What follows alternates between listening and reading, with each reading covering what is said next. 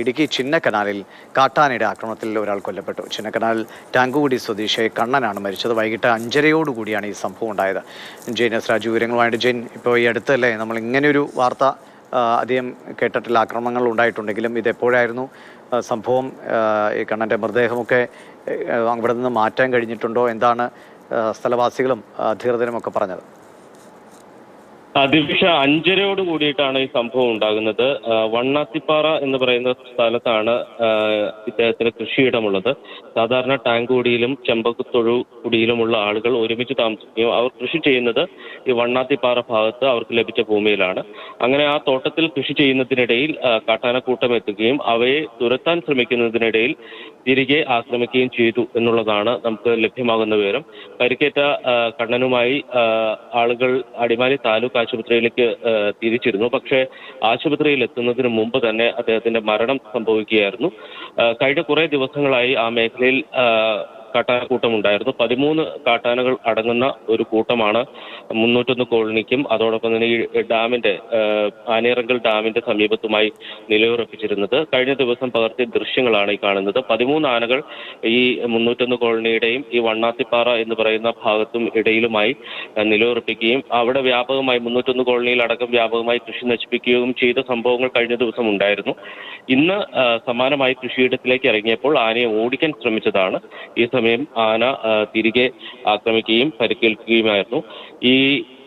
ഈ വർഷം മാത്രം ഏതാണ്ട് 5ാമത്തെ മരണമാണ് ചിന്നക്കനാൽ മേഖലയിൽ കാട്ടാനയുടെ ആക്രമണം മൂലം ഉണ്ടാകുന്നത്. ഇതിനു മുമ്പ് സമാനമായിട്ടുള്ള സംഭവങ്ങൾ കൃഷിയിടത്തിൽ വെച്ചും അതോടൊപ്പം തന്നെ വീടിന്റെ മുറ്റത്തുമൊക്കെ വെച്ച് ആക്രമണത്തിനിരയായി ആളുകൾ കൊല്ലപ്പെട്ടിട്ടുണ്ട്. കഴിഞ്ഞ 20 വർഷത്തിനിടയിൽ ഈ ചിന്നക്കനാൽ മേഖലയിൽ കൊല്ലപ്പെടുന്ന 48ാമത്തെ ആളാണ് കണ്ണൻ എന്ന് പറയുന്നത്. അതുകൊണ്ട് തന്നെ ആ മേഖലയിൽ എത്രത്തോളം ഈ പ്രശ്നമുണ്ട് എന്നതിന്റെ ചിത്രം വ്യക്തമാകും. ഓരോ ദിവസവും എല്ലാ ദിവസവും ആനകൾ എത്തുന്ന ഒരു മേഖലയാണ്. ആനകളില്ലാത്ത ദിവസമില്ല എന്ന് തന്നെയാണ്. ഈ സമയത്ത് ഇന്ന് ചിന്നക്കനാലിൽ ഒരു RRT സംഘത്തെ നിയോഗിച്ചിട്ടുണ്ട്. RRT സംഘവും വനം വകുപ്പ് വാച്ചർമാരും അവിടെ ഉണ്ടായിരുന്നു എന്നുള്ളതാണ് വനം വകുപ്പ് അവകാശപ്പെടുന്നത്. രാവിലെ തന്നെ ആന എത്തിയ ആനക്കൂട്ടമുള്ള അല്ലെങ്കിൽ ആനക്കൂട്ടത്തിന്റെ സാന്നിധ്യം കൃത്യമായി ഈ പ്രദേശത്തുള്ള ആളുകൾക്ക് വിവരം നൽകിയിരുന്നു എന്നും വനം വകുപ്പ് അവകാശപ്പെടുന്നുണ്ട്. പക്ഷേ കൃഷിയിടത്തിലേക്ക് എത്തി ആനയെ ഓടിക്കാൻ ശ്രമിക്കുന്നതിനിടയിലാണ് ഇങ്ങനെ ഒരു അപകടം ഉണ്ടായത് എന്നുള്ളതാണ്. ഇനി ഈ കാര്യത്തിൽ കുറച്ചുകൂടി ചിത്രം വ്യക്തമാകേണ്ടതുണ്ട്. കൃത്യമായ വിവരം ഈ ആദിവാസി കോളനികളിലടക്കം വനംവകുപ്പ് നൽകിയിരുന്നു. എന്നിട്ടും എന്തുകൊണ്ടാണ് കൃഷിയിടത്തിലേക്ക് ഈ കണ്ണൻ പോയത് എന്നുള്ള ഒരു കാര്യം. ആനയെ ഭയന്ന് കൃഷി ഇറക്കാൻ കഴിയാത്ത ഒരു സാഹചര്യമുണ്ട്. ആനയെ ഭയന്ന് ആന ഇറങ്ങുന്നത് കൊണ്ട് വീട്ടിലിരിക്കെ അല്ലെങ്കിൽ ജോലി ഉപേക്ഷിക്കണമെങ്കിൽ എല്ലാ ദിവസവും ജോലി ഉപേക്ഷിക്കേണ്ട ഒരു സാഹചര്യമാണ്. കാരണം എല്ലാ ദിവസവും ആ മേഖലയിൽ കാട്ടാനകൾ എത്തുന്ന ഒരു പ്രദേശമാണ്. അപ്പോൾ അത്തരം ഒരു സാഹചര്യത്തിലാക്കി ആയിരിക്കാം ആനയുണ്ട് എന്ന് അറിഞ്ഞിട്ടും ആ പ്രദേശത്തേക്ക് ഈ കൃഷിക്കായി അദ്ദേഹം പോയിട്ടുണ്ടാവുക. ആനയെ ഓടിക്കാൻ ശ്രമിക്കുന്നതിനിടയിലാണ് ഈ തിരിച്ചാക്രമിക്കുകയും ഇത്തരമൊരു ദാരുണ സംഭവം ഉണ്ടാവുകയും ചെയ്തത്. ഇപ്പോൾ മൃതദേഹം വാഹനം അടിമാലി താലൂക്ക് ആശുപത്രിയിലേക്ക് തിരിച്ചിട്ടുണ്ട്. ഇതുവരെ ആശുപത്രിയിൽ എത്തിയിട്ടില്ല. ആശുപത്രിയിൽ എത്തിയതിനു ശേഷമായിരിക്കും മറ്റു നടപടികൾ ആരംഭിക്കുക. പോസ്റ്റ്മോർട്ടം അടക്കമുള്ള നടപടികൾ പൂർത്തിയാക്കേണ്ടതുണ്ട്.